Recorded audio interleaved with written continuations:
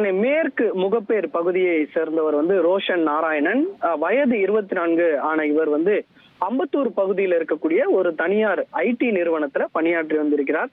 இந்த நிலையில நேற்று அவரது பெற்றோர் மற்றும் அவரது சகோதரர் ஆகியோர் திருப்பதிக்கு சென்ற நிலையில வீட்டுல ரோஷன் மட்டுமே தனியாக இருந்திருக்கிறார்.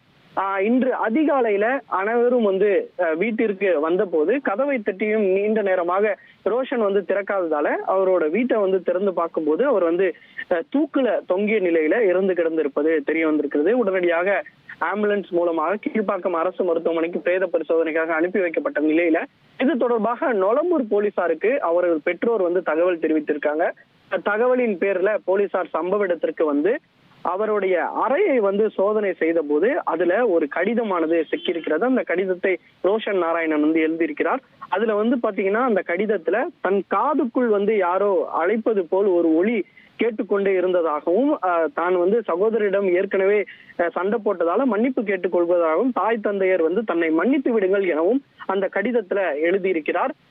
குறிப்பாக இந்த ஏற்கனவே இந்த தனுஷ் நடித்த 3 திரைப்படத்துல அந்த காதுல ஒரு ஒலி கேட்பது போன்ற ஒரு சீனானது வரும்.